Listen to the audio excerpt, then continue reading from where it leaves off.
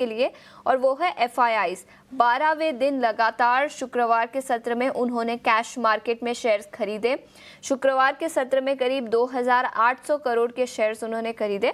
वही डीआईआईज ने भी करीब 3300 करोड़ की खरीदारी की 12वें दिन लगातार, और 12 दिनों में करीब 40,000 करोड़ के शेयर्स उन्होंने खरीदे हैं। तो पॉजिटिव खबर भारतीय बाजारों के लिए, एफआईआईज की फिर एक बार खरीदारी शुरू होती हुई नजर आई और कंटिन्यूसली पिछले कुछ दिनों से अच्छी खासी खरीदारी दिखी है। लेकिन डिम्पी, एफआईआई और डीआईआई के पोजीशनिंग में किस तरह के बदलाव दिखे हैं, और क्या ये जो ट्रेंड खरीदारी का दिखा है, इंडियन मार्केट्स जो अब अट्रैक्टिव नजर आ रहे हैं, क्या ये कंटिन्यू होगा अगले कुछ दिनों तक? आशीष, अट्रैक्टिव तो है, अट्रैक्टिव इनफैक्ट मैं बोलूँगा 22,000 के लेवल पे थोड़ा ज़्यादा था, जब वहाँ पे रिस्क रिवॉर्ड सब कुछ, इनफैक्ट सारी नेगेटिव खबरें भी डिस्काउंट हो रही थी। अब भी है, बट अभी फिर अगर इतना ही अट्रैक्टिव है फिर हम चल क्यों नहीं रहे हैं? चलने की थोड़ी बहुत वजह है। पहले मैं वो सारी वजह एक आपको रफ 2-4 पॉइंट्स हैं पर पहले मैं जोड़ देता हूँ, ताकि जब आप मार्केट को देखें या स्क्रीन रीड करें या उसके बारे में जानें तो आपके उस जहन में सारे पॉइंट्स चलने चाहिए। पहला पॉइंट, इस बार भी वीकेंड में कुछ नहीं हुआ। लास्ट वीकेंड भी आप याद कीजिए, जब मार्केट्स के अंदर कुछ नहीं हुआ, यानी कि पहलगाम वाले मैटर्स पे आपने कोई असर नहीं दिखाया, तो सोमवार को बाजार अच्छे खुले थे। आज फिर से सेम प्रोसीजर हो रहा है कि वीकेंड पे कुछ नहीं हुआ तो सोमवार को बाजार आपके गैप के साथ खुल रहे हैं। अब बोलेंगे तो यूएस का मामला है, यूएस से कोई खास बड़ा कनेक्शन नहीं रहा। अब आपका इस बात को ध्यान रखिएगा, अगर यूएस से अच्छा कनेक्शन होता तो शुक्रवार को भी बाजार इस तरह से बढ़कर गिरते नहीं वापस और रेंज में नहीं बंद होते। तो ये बात तो सच है कि इस समय इंडियन मार्केट्स अपनी दिशा ढूंढ रहा है और वो रेंज को ब्रेकआउट या ब्रेक डाउन करने में असमर्थ है। ये बात तो सच है, लेकिन हाँ, आज एक मौका हो सकता है। नया हफ्ता है, सोमवार के दिन टिपिकली मार्केट डायरेक्शन ढूंढता है, फिर हफ्ते भर उसको ड्रैग करता है अगर अनटिल अनलेस कोई बैड न्यूज़ ना आए तो। एक तो पहला पॉइंट ये है कि वीकेंड पे कोई न्यूज़ ना आना, ये अब आपको ना अब वैसे इसको ये लास्ट बार भी हो सकता है, अगली बार शायद आपको वेट ही ना करना पड़े, क्योंकि अब मार्केट पहलगाम वाली खबर को भूल चुका है। और मैंने आशीष, आपको याद होगा ये बात मैंने आपको पहले भी कही थी, अगर आप बहुत जल्दी रिएक्ट नहीं करेंगे तो मार्केट इग्नोरेंस की बीमारी से जूझता है। वो इग्नोर कर देगा बॉस आपको, वो इतना बड़ा है, उसके सामने किसी की ईगो काम नहीं करती। आपकी ईगो है, आप अपने पास रखिए, वो चला जाएगा आपसे रूठ के या आपके पास आएगा, जो भी करेगा वो। तो वो ईगो वाले लोगों को बिल्कुल पसंद नहीं करता। तो मार्केट का अगर ईगो ये लोगों का ये कहता है ये पहलगाम से इम्पैक्ट होगा, मार्केट इसको इग्नोर करना भी शुरू कर चुका है। दूसरा पॉइंट, अभी आपने जो क्रूड वाला मैटर बताया था कि $60 के भी नीचे पहुंच गया। दो तरीके से क्रूड के दाम चेक किए जाते हैं, फर्स्ट डिमांड और दूसरा सप्लाई से। तो ये जो प्रॉब्लम है ना, सप्लाई बढ़ने की है, डिमांड कम होने की नहीं है। इसलिए ये बात भी सच है कि ये इम्पैक्ट काफ़ी पॉजिटिव होगा क्रूड का। और आज आप देखेंगे क्रूड से जुड़े हुए जो भी स्टॉक्स हैं, जो सेगमेंट्स हैं, वो थोड़े एक्टिव होंगे। ध्यान रखा जाए, अर्निंग का सीजन भी चल रहा है, तो आप उसको भी क्लब कर लेना, अर्निंग्स प्लस क्रूड इम्पैक्ट वो क्लब करके चेक करना। तीसरा पॉइंट है, इस मार्केट के अंदर आपने काफ़ी दिनों के बाद ये चीज़ नोटिस कर रहे होंगे कि इस बार जो अर्निंग्स का इम्पैक्ट है ना, वो बहुत साफ सुथरा और नीट एंड क्लीन है। इससे पहले क्या होता था कि आप अच्छे नंबर्स भी लेके आओ ना, तो तब भी मार्केट में शेयर्स नहीं चलते थे, या फिर बुरे नंबर्स लाओ तो मार्केट के अंदर शेयर टूट जाते थे। इस बार ऐसा नहीं हो रहा।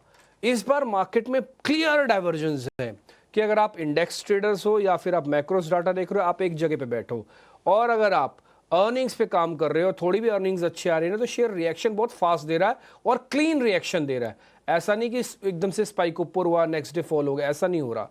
तो ये बहुत अच्छा समय है जिनको स्टॉक स्पेसिफिक काम करना होता है, जिनको इंडेक्स, तो माफ़ कीजिए, जिनको अर्निंग्स पे काम करना होता है, या जिनका ये रेंज का काम है।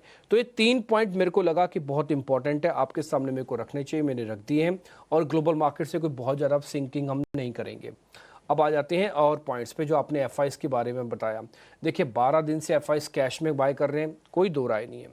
और इसी की ही ये बड़ी वजह ही है कि मार्केट में इस सीरीज़ को जो हमने 24 तारीख को निपटान किया था, 24 अप्रैल को 25 से मई लग गया था, तो वहाँ से लेके आज 5 मई है, हमने एफआईस की होल्डिंग को बढ़ते हुए ही देखा है, घटते हुए नहीं देखा।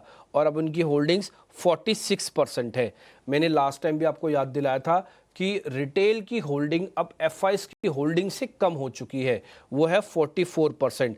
काफ़ी सारे लोग ना मैसेज में कई बार ये लिख के भेजते हैं कि सर ये 44 है, 46 है, होता तो 100% है, तो ये 44 तो यही हो गया, 46 ये हो गया। अभी आप बोलोगे कि DIs के पास भी 66% है, तो ये 100 से कैसे पार हो जाता है?